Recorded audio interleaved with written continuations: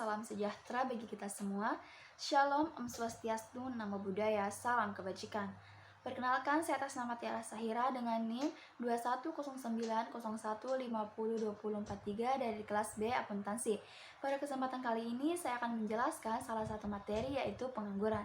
Definisi pengangguran adalah orang yang tergolong dalam angkatan kerja tetapi tidak mempunyai pekerjaan atau sedang mencari pekerjaan.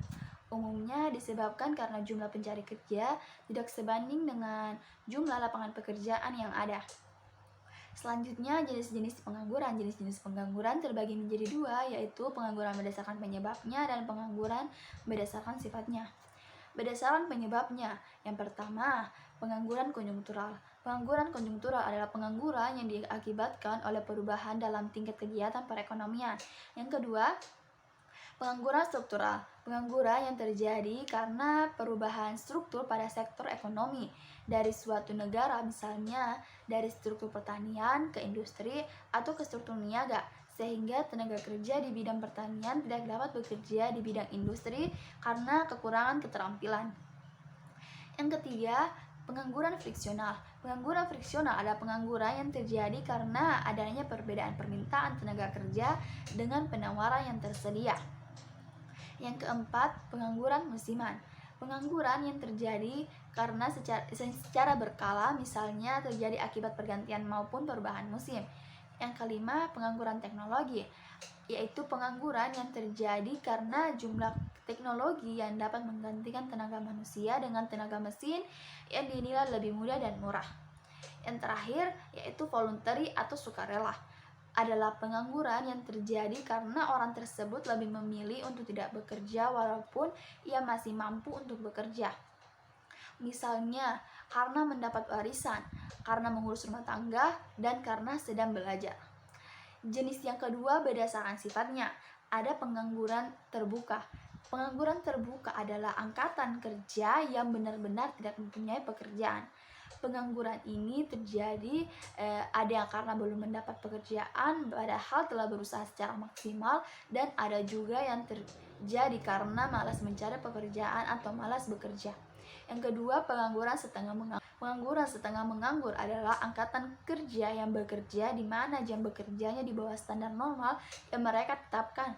Atau setengah menganggur ialah tenaga kerja yang tidak bekerja secara optimal karena tidak ada pekerjaan untuk sementara waktu.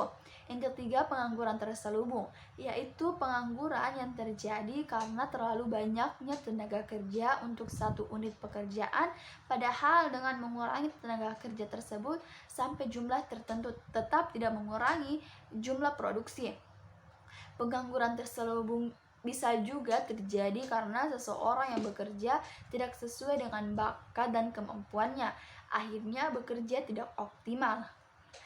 Beberapa penyebab pengangguran yaitu: pertama, jumlah angkatan kerja tidak sebanding dengan jumlah lapangan pekerjaan yang ada.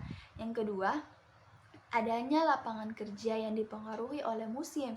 Yang ketiga, ketidakseimbangan permintaan dan penawaran tenaga kerja pada suatu tingkat upah tertentu. Yang keempat, adanya kemajuan teknologi yang menggantikan manusia. Yang kelima, pemerintah memberhentikan kebijakan mengirimkan tenaga kerja atau TKI ke luar negeri. Dampaknya, satu, berpotensi membuat keuangan negara membengkak. Yang kedua, menimbulkan masalah-masalah sosial seperti kriminalitas, yaitu pencurian, perampokan, penculikan. Yang ketiga, meningkatkan angka kemiskinan. Yang keempat, dapat menyebabkan seseorang kehilangan keahlian atau keterampilan. Selanjutnya, cara mengatasi pengangguran secara umum. Yang pertama, pendidikan gratis bagi yang kurang mampu. Salah satu penyebab pengangguran adalah rendahnya tingkat pendidikan seseorang, sehingga ia tidak memiliki pengetahuan yang cukup dan susah untuk mendapatkan pekerjaan.